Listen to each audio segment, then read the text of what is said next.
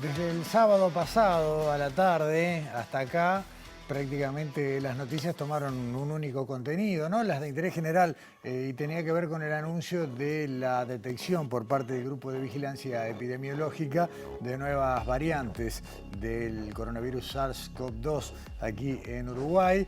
Algunas ya eran conocidas, habían sido detectadas de antemano, pero sin que se expandieran. Pero la llegada, y era una cantidad importante de individuos, de la variante Delta, bueno, acaparó la atención de todos, de los medios, de la gente, y se transformó en un tema de preocupación que vamos a abordar aquí en Sobre Ciencia para intentar una vez más llevarles a ustedes la información justa y sobre todo con la aplicación a lo que realmente puede o no darse como escenario aquí en nuestro país. Primero hablaremos justamente de lo que fue la detección y cómo se ve desde la academia, desde la ciencia, desde las ciencias básicas, esta aparición, esta detección o estas detecciones. Le agradecemos muchísimo una vez más a quien nos acompañó en el primer programa de Sobre Ciencia, la viróloga Pilar Moreno. ¿Cómo estás, Pilar? Buenas noches.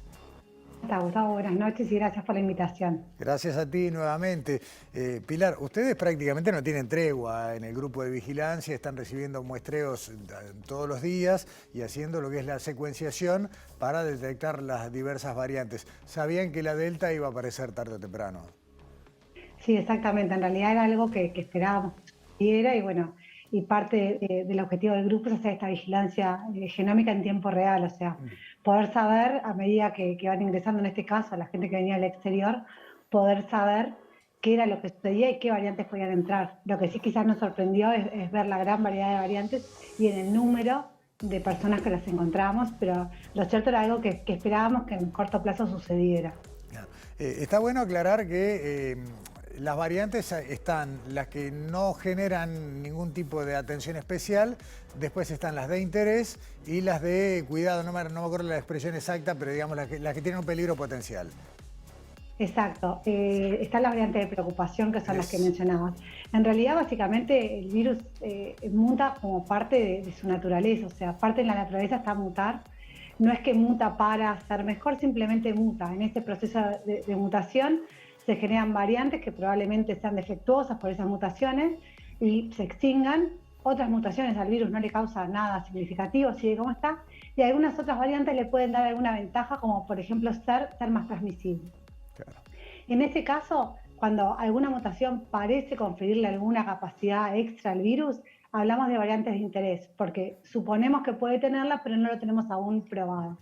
En el caso, cuando nosotros podemos eventualmente confirmar que esas variantes tienen un potencial diferente, o sea, son más transmisibles, generan mayor letalidad, o sea, son más patogénicas, o pueden evadir mejor todo lo que es la respuesta inmune generada por las vacunas, ahí hablamos de lo que son las variantes de preocupación, porque ya sabemos que tienen alguna característica. Y después está lo que son otro tipo de variantes que son de alta consecuencia, que aún no tenemos ninguna, que entrarían las variantes que realmente pueden evadir la respuesta inmune, por ejemplo, generadas por la vacuna. Al día de hoy, en esa categoría, por suerte, no tenemos ninguna variante. Cuando decís Entonces, no tenemos, perdona Pilar, ¿hablas de Uruguay o hablas de escala global? No, en realidad esta es una clasificación de la OMS y al día de hoy no hay ninguna variante reportada como de alta consecuencia. Al día de hoy las vacunas que hay disponibles en el mundo siguen siendo efectivas para las variantes que están circulando. Bien, las 4 variantes que salieron en la tapa de los diarios del domingo, ¿son todas de preocupación o algunas de interés? En realidad nosotros detectamos la variante alfa, que es la que antiguamente denominábamos como británica, que fue detectada en 2 pacientes, pero ya había sido detectada en diciembre y se había contenido exitosamente. Cuando el paciente fue confinado no hubo ningún tipo de transmisión de esa variante. Detectamos la variante beta en 14 pacientes y la variante delta en 26. Después tenemos una variante de interés, que es la variante C37, que es andina, que también la detectamos, pero también ya la habíamos detectado anteriormente y no había generado ningún brote de importancia. Bien, yo sé que no se usan más, pero ayuda para la memoria, ¿no? La sudafricana y la india, que en definitiva son las dos de preocupación que aparecieron por primera vez en Uruguay. Podemos decir, yo sé que no forma parte de la tarea del grupo, Pilar, pero dentro de lo que es el tiempo de la toma de muestra hasta que ustedes en definitiva logran esa categorización, ¿da el tiempo como para garantizar que esa persona enferma después de haber recibido el aislamiento y el cuidado necesario como para evitar contagio? El tema es que en realidad la cuarentena fue recomendada, pero no fue obligatoria. O sea, no sabemos, y eso es un dato que nosotros desde el grupo de trabajo no lo tenemos, no sabemos si esas personas estuvieron en cuarentena o no, o eventualmente pueden haber ido a trabajar. La verdad que es una información que no manejamos. Lo cierto es que Delta lo que tiene es que al día de hoy es la variante más transmisible. Claro. De hecho, se cree que comparado con la de Wuhan es hasta un 97% más transmisible y el doble de transmisible que la variante alfa, que es la británica. Entonces, el tema es que no sabemos aún cuál fue la consecuencia de esta entrada. Tenemos que esperar, o sea, ¿cómo vamos a saber si la entrada de estas variantes generó algún foco o eventualmente se disemina?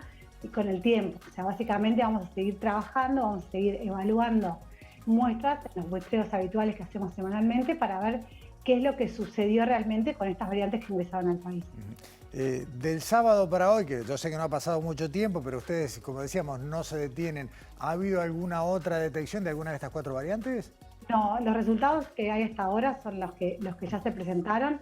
Seguimos trabajando, hay muestras que todavía no hemos podido categorizar, claro. Y bueno, y es parte del trabajo. Lo que pasa es que a veces el trabajo es un proceso y claro, en realidad lleva su tiempo, lleva su logística y lo cierto es que pudimos resolver a algunos de los pacientes y además todos los días nos llegan nuevas muestras. Claro, claro, entonces, el cierto es que el trabajo no para, o sea, no solo seguimos recibiendo muestras de viajeros, sino que además seguimos recibiendo las muestras que habitualmente recibe el grupo, que generalmente recibimos entre 100 y 200 muestras.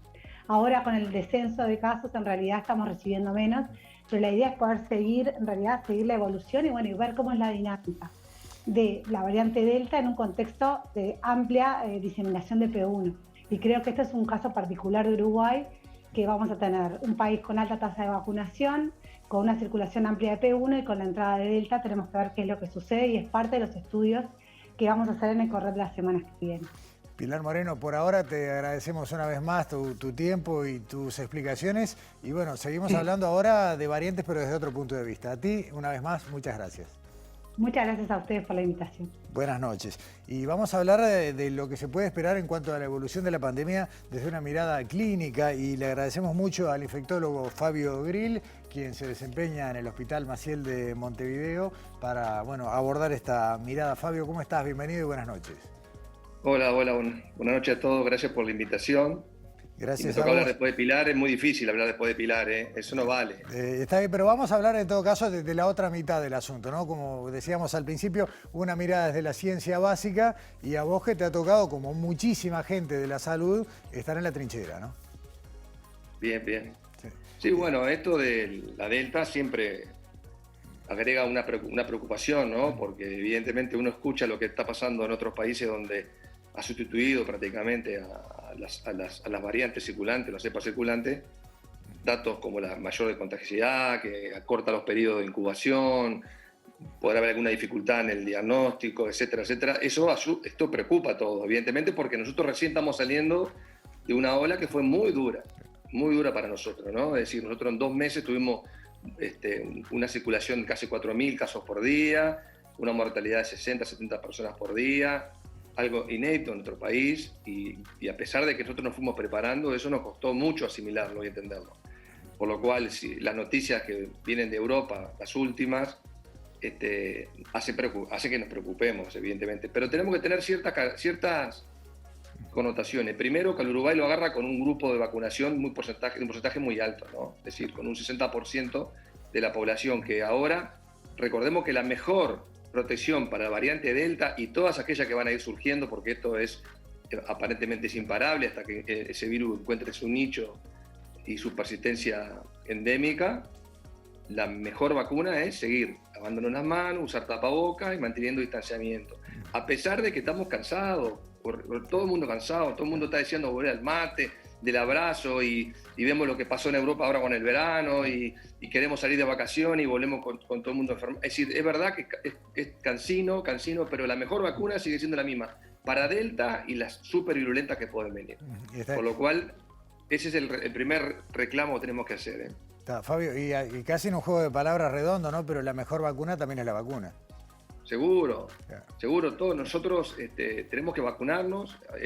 hay que potenciar más el plan de vacunación para que más personas tengan acceso y que no estén tan cortesados con la agenda, sino que creo que ir a buscar vacuna, creo que ya están vacunando por diferentes ciudades o gente, empezamos a vacunar en los hospitales, es decir, hay que vacunar a todo el mundo. Esa es la primer también medida que, si uno mira los números de otros países, o nosotros mismos, el impacto que tiene la vacuna es tremendo. Es decir, hoy hay dos cosas con la vacuna que la gente no puede negar. Una es que funcionan, y funcionan también Coronavac, en Uruguay ha funcionado Coronavac, como Pfizer, que es la que tiene mayor prensa en este momento en el mundo, porque es un mayor número de dosis, por lo menos dada comparativa, funcionan, y los efectos secundarios, todos los conejillos de India, los chips, y las cosas que íbamos a tener en las vacunas, no existen.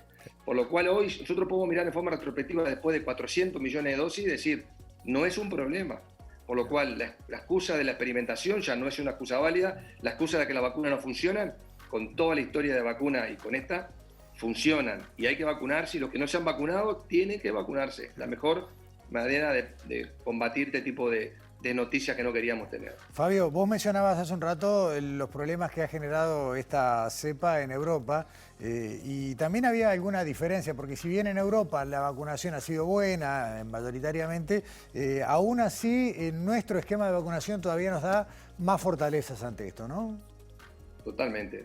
Entre otras cosas porque Uruguay nos vacunamos de lo que sea y nos vacunamos todos, siempre. Claro. Nunca se cuestionó tanto como esta vez. Claro. Por lo cual yo lo dije en un momento, creo que Uruguay va a estar por encima del 90% vacunado con coronavirus. Y va a tener vergüenza, el que no se vacunó va a tener vergüenza al final porque es evidente. Nosotros, claro, Europa le pasó a una franja etaria donde hizo más estrago este tipo de cepas, donde no estaban inmunizados o grupos satélites con una sola dosis. Uruguay viene con un grupo de porcentaje de 20añeros, de ahí para arriba, con un porcentaje de doble dosis bastante importante, por encima del 50%. Por lo cual, eso ayuda mucho, eso va a ayudar mucho. Y en Uruguay, con este paso que dio de vacunar a gente más joven, sin duda está siendo un beneficio que lo vamos a sentir en poco tiempo. Claro. En poquitos días se estaría cumpliendo, para los primeros gurises, digamos, de la franja de 12-19, estarían cumpliendo ya los 15 días de la segunda dosis los primeros vacunados. Con lo cual, si bien nadie tiene una inmunidad plena, estamos empezando a estar del otro lado también. Sí, pero ojo con ese mensaje porque vacunado también nos podemos infectar, vacunado también podemos transmitir y por supuesto las variantes van aprovechando, el virus va aprovechando algún nicho para poder ir a producirse. Yo temo, no quiero que nos pase como pasó en otras ciudades, que apareció una variante, porque aquí se puede conjugar por razones climáticas, genéticas, medioambientales, no sé qué, puede volver a algún problema como pasó en otro lado. Nosotros no estamos excluidos de eso. Por lo cual, vacunados todos no significa que ya es fiesta, sino que tenemos que seguir un poco más, porque fue muy doloroso lo que nos pasó en los 2 meses pasados. Fue muy, muy doloroso. A cuidarse, Fabio Grill, creo que ese es el consejo que una vez más va arriba de la mesa. Lo dijiste muy claramente, vacunados podemos contagiar. Esta nueva variante es altamente contagiosa y no sabemos si ya está empezando a circular. Vino mucha gente de viaje y puede haber alguno que se haya escapado de los controles, ¿no? Sí, es así, sin duda. Está bien. Fabio Grill, infectólogo, muchísimas gracias por este ratito. Ojalá que cuando volvamos a conversar estemos ya con los peligros fuera de la vista. Y bueno, muy amable. Y hablando de las pandemias que quedan ocultas, la resistencia a antibióticos, otras, una cantidad de cosas que son graves como el coronavirus. Está bueno. Tomamos el guante para la próxima. Gracias, Fabio. Hasta luego. Buenas noches, hasta luego. Cerramos nuestro sobre ciencia, no podíamos obviamente, a pesar de, como decíamos en el arranque, la importancia de la fecha, dejar de hacer un espacio para darles información y en este último caso también información con algunos consejos para no perder de vista, para que la pandemia no nos vuelva a subir a una nueva ola. Volvemos la semana que viene, gracias por acompañarnos, que tengan muy buenas noches.